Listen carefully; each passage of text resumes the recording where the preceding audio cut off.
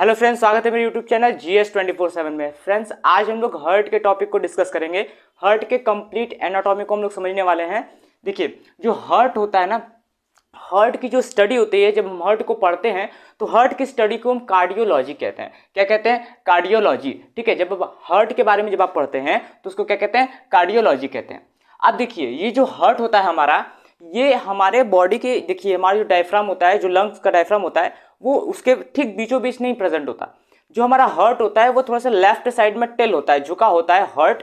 Heart देखिएगा, ये जो हार्ट होता है, इस स्पेस को देखिए, आपको मैं डायग्राम के थ्रू समझाता हूँ। ये देख रहे हैं आप जो डायग्राम, एक्चुअली ये क्या है? लंग्स है। लंग्स के बीच वाला जो ये पार्ट देख रहे हैं आप, इसको बोलते हैं मिडल मीडिया स्टाइनम स्पेस। ठीक है, मिडल मीडिया स्टाइनम स्पेस। इस स्पेस में एक्चुअली यहां पर क्या करता है? हार्ट हमारा एग्जिस्ट करता है। क्या करता है? हार्ट एग्जिस्ट करता है। ठीक है, तो पहला टॉपिक ये क्लियर होता है कि जब हम हार्ट में डिस्कस करते हैं, हार्ट के बारे में डिस्कस करते हैं, तो उसे हम क्या कहते हैं? कार्डियोलॉजी कहते हैं। अब हार्ट कहाँ एग्जिस्ट करता है? तो हमारे लंग्स के बीचों बीच नहीं, थोड़े से लेफ्ट साइड में, लंग्स के लेफ्ट साइड में मीडिया स्टाइनल स्पेस में हार्ट क्या करता है? एग्जिस्ट करता है। यहां तक क्लियर हुआ आपको? अब देखिए, जब हार्ट की बात करते हैं तो मेल में ये 310 ग्राम का होता है। ठीक है, मेल में इनका जो वेट होता है हार्ट का, वो 310 ग्राम होता है, जबकि फीमेल में थोड़ा सा कम होता है, 244 ग्राम होता है। ठीक है, मेल में ये 310 ग्राम होता है, जबकि फीमेल में 244 ग्राम होता है। यहां तक क्लियर हुआ?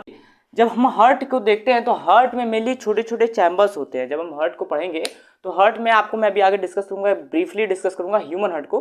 हार्ट को जब हम डिस्कस करते हैं तो उसमें छोटे छोटे चैम्बर्स होते हैं। ठीक है, उन चैम्बर्स को हम टू टाइप से डिवाइड कर सकते हैं। जो चैम्बर्स हैं उनको टू टाइप से हम उनको डिवाइड कर सकते हैं। पहला होता है अपर चैम्बर, दूसरा होता है लोअर चैम्बर। ध्यान दीजिएगा, यहाँ पर जो हमारा हार्ट होता है ना, हार्ट, उसमें ये जो अपर चैम्बर है, ये मेनली क्या होता है? एट्रियम होता है। क्या होता है? एट्रियम। और ये जो एट्रियम है, ये पूरे ब्लड से हमारे बॉडी को क्या, हमारे बॉडी से पूरे ब्लड को क्या करता है? एट्रियम में कलेक्ट करता है। एट्रियम क्या करता है? उसको एक्सेप्ट करता है, रिसीव करता है। तो वो कौन सा पार्ट होता है? चैम्बर का अपर पार्ट होता है, जिसको हम अपर चैम्बर कहते हैं।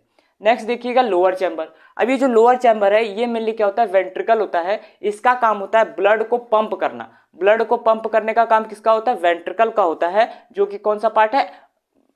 हार्ट का कौन सा पार्ट है? लोअर चैम्बर है। ठीक है, लोअर चैम्बर में क्या है? वेंट्रिकल है। अब देखिए, जब हम चैम्बर्स को बात करते हैं तो हम इनको टू टाइप से डिवाइड कर सकते हैं, अपर चैम्बर एंड लोअर चैम्बर। अब समझिएगा, डिफरेंट एनिमल्स में जो चैम्बर्स होते हैं, जैसे हम फ्रॉग की बात करें या फिर हम बात करें फिश की बात करें, तो इनमें जो चैम्बर्स होते हैं वो डिफरेंट होते हैं। ठीक है, ह्यूमन हार्ट में मेनली 4 चैम्बर होते हैं, मैं अभी आपको आगे बताऊंगा। देखिए, फिश में जो चैम्बर होता है मेनली 2 चैम्बर होते हैं, 1 2।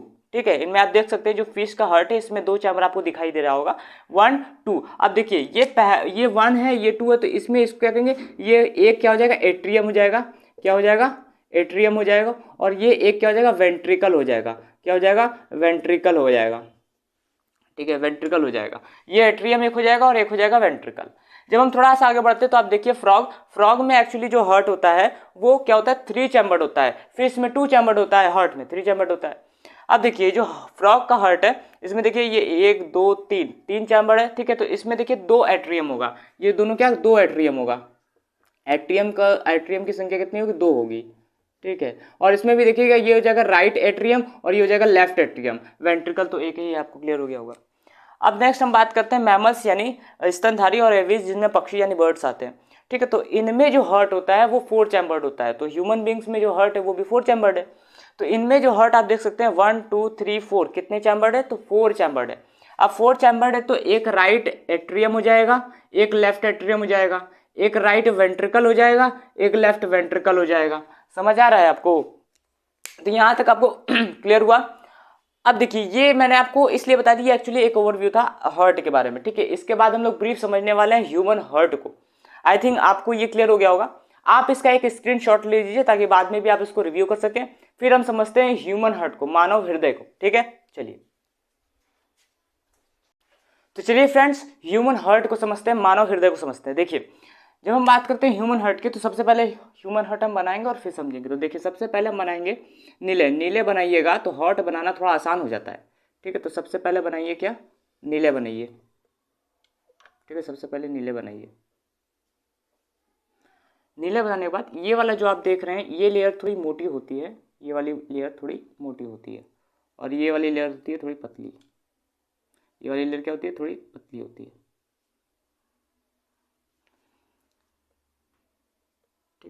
यहां से एक नली आती है, इसको कहते हैं फुसफुस शिरा। इसको क्या कहते हैं? फुसफुस शिरा कहते हैं। पल्मोनरी वेंस, पल्मोनरी वेंस, फुसफुस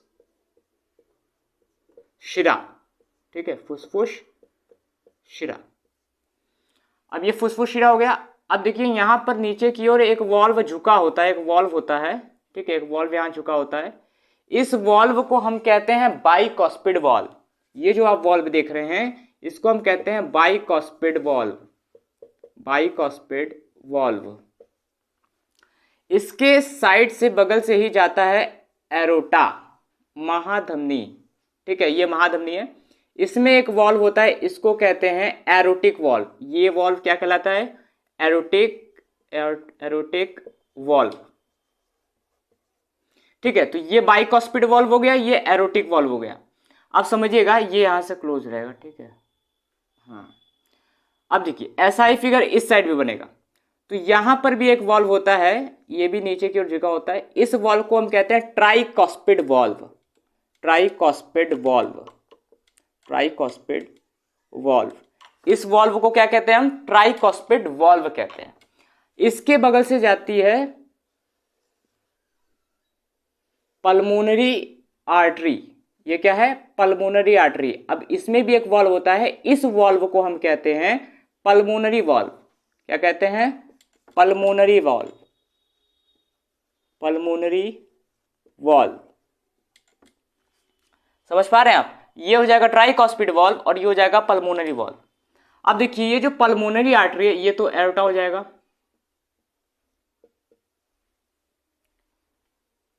और ये हो जाएगा पल्मोनरी आर्टरी, आर्टरी। ये एरोटा हो गया, ये पल्मोनरी आर्टरी हो गया। अब समझिएगा इस साइड से यहां से वेना कावा जाता है कहां? राइट एट्रियम में। ठीक है, दाएं अलिंद में ये वेना कावा है। यहां से ब्लड, पूरे बॉडी से ब्लड यहीं से कहां जाता है? अलिंद में जाता है, दाएं अलिंद में, राइट एट्रियम में जाता है। ठीक है, वेना कावा होगा तो वेना कावा। ठीक है, इसको कहा कहते हैं महाशिरा। क्या कहते हैं? महाशिरा, हिंदी में महाशिरा, महाशिरा। अब समझिएगा यहां से इंपॉर्टेंट टॉपिक। ठीक है,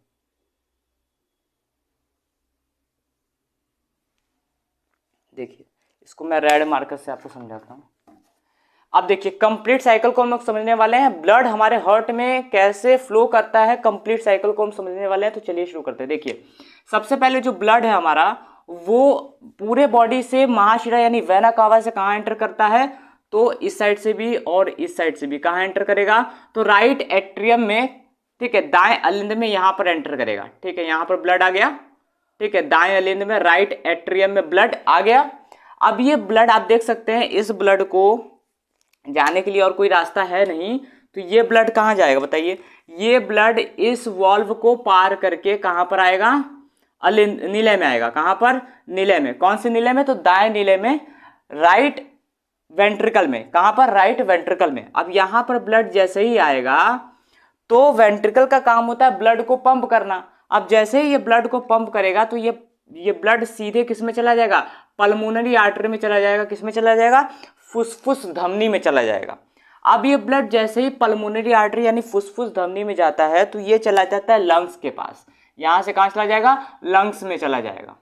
ठीक है, लंग्स में जब ये ब्लड जाता है तो वहां पर ये साफ होता है, मतलब इसमें ऑक्सीजन मिलाया जाता है। जैसे ही ऑक्सीजन मिलाया जाएगा तो ये प्योर ब्लड हो जाएगा, ऑक्सीजनेटेड ब्लड हो जाएगा। यहां तक समझ आइए? यहां तक आपको समझ आ रहा है बात? अब देखिएगा ये जो ब्लड है फिर ये इस रास्ते से यानी पल्मोनरी वेंस फुसफुस शिरा से किस में एंटर करेगा? फुसफुस शिरा से एंटर करेगा ये बाएं अलिंद में। ठीक है, लेफ्ट एट्रियम में एंटर करेगा। यहां से ब्लड एंटर करने के बाद अब ये ब्लड इस वॉल्व को पार करेगा जिसको बाइकॉस्पिड वॉल्व कहते हैं, और ये चला जाएगा किसमें? लेफ्ट वेंट्रिकल में। लेफ्ट वेंट्रिकल मतलब बाएं निलय में। यहां ब्लड जब एंटर करेगा तो फिर निलय क्या करेगा? निलय का तो काम ही है, ठीक है, उसको पंप करेगा। जैसे ही पंप करेगा तो फिर ये ब्लड तेजी से किसमें चला जाता है?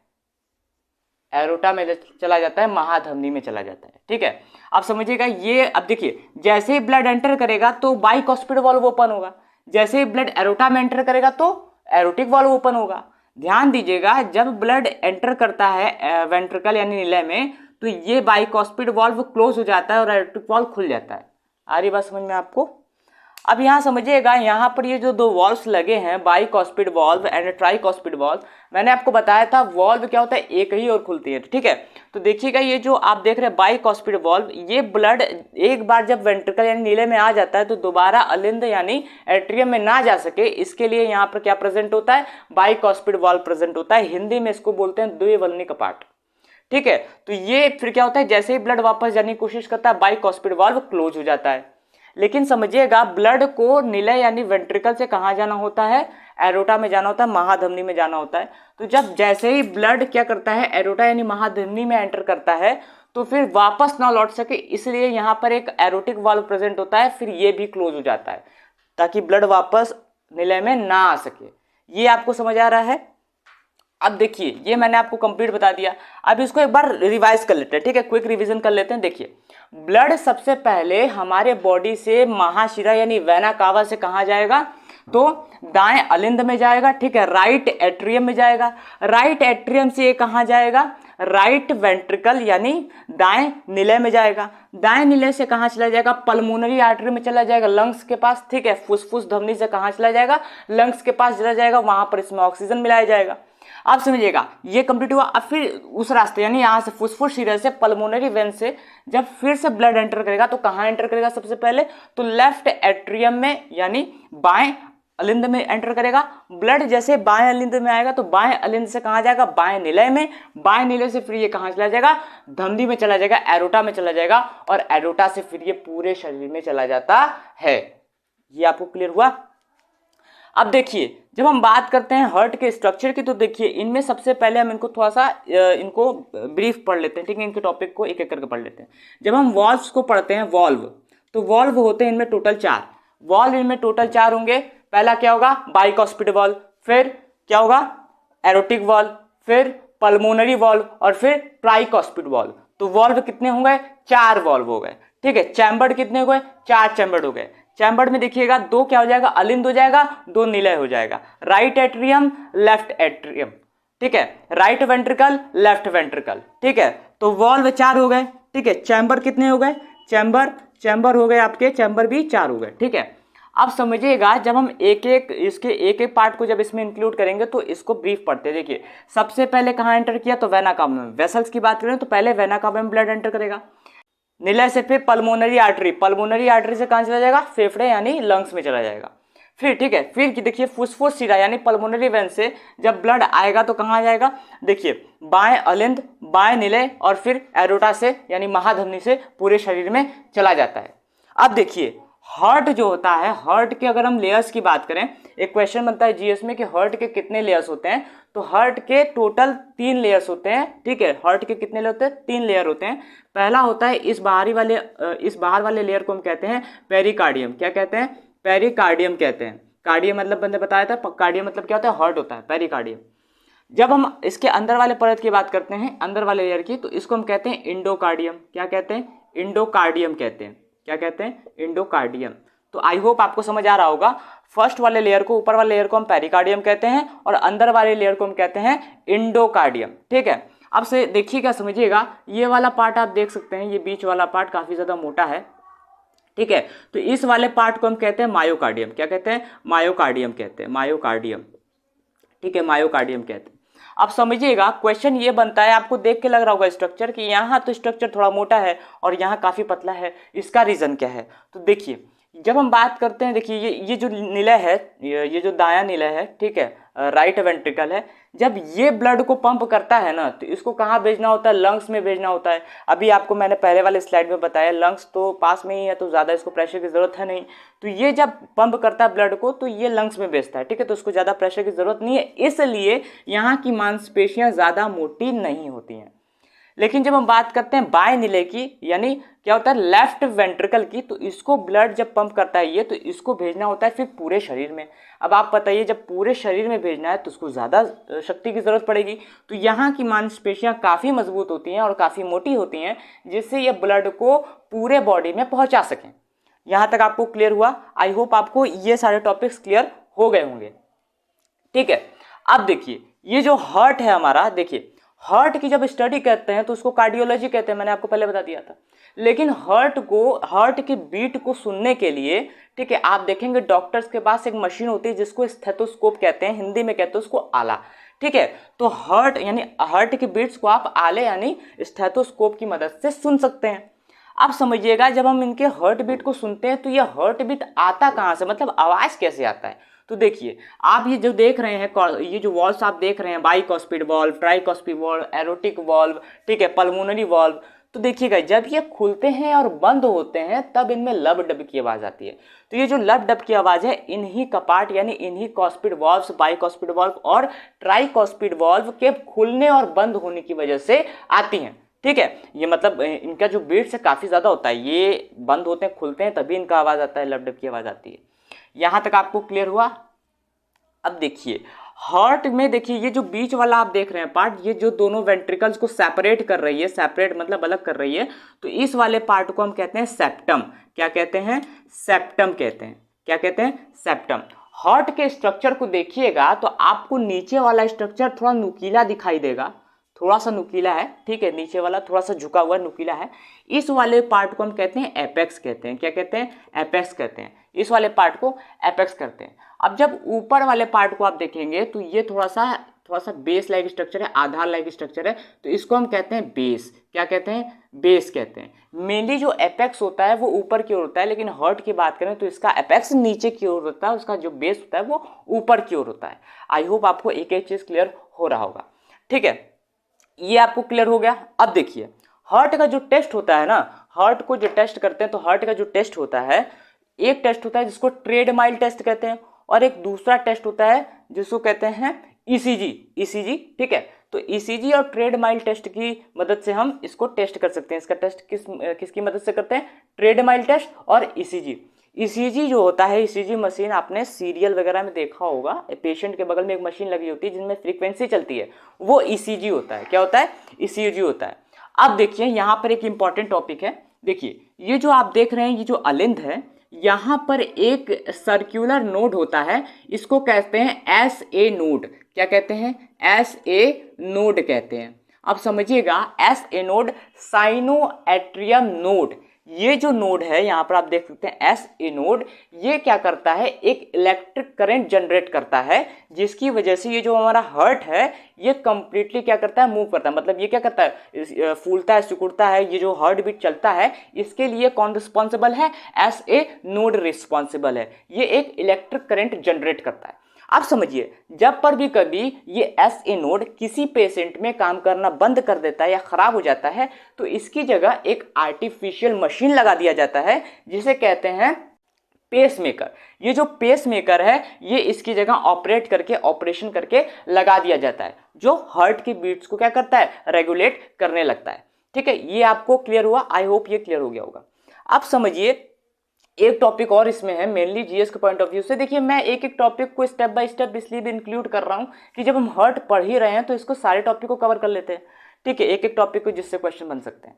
तो ये जो हार्ट है, सबसे पहले हार्ट ट्रांसप्लांट, ठीक है, जब पर भी हार्ट मान लीजिए किसी पेशेंट में काम करना बंद कर देता है तो हार्ट को हम ट्रांसप्लांट कर सकते हैं। एक व्यक्ति का हार्ट दूसरे व्यक्ति में लगाया जा सकता है। तो ये जो प्रोसेस है, इस प्रोसेस को हम, इस सर्जरी को हम क्या कहते हैं? बाईपास सर्जरी कहते हैं। ध्यान दीजिएगा यहाँ पर, सबसे पहले हार्ट ट्रांसप्लांट किसने किया था? तो सबसे पहले हार्ट ट्रांसप्लांट एक डॉक्टर थे जिनका नाम था क्रिश्चियन बर्नार्ड। इन्होंने सबसे पहले हार्ट ट्रांसप्लांट को किया था। ठीक है, तो ये था कंप्लीट एनाटॉमी हार्ट का। हार्ट के कंप्लीट एनाटॉमी को आज हम लोगों ने डिस्कस कर लिया।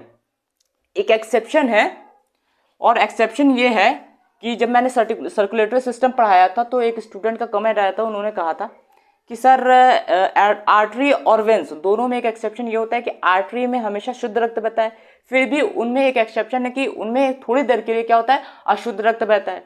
जबकि वेन्स में अशुद्ध रक्त होता है लेकिन उनमें क्या होता है, शुद्ध रक्त बहता है। तो ये एक्सेप्शन क्लियर करिए।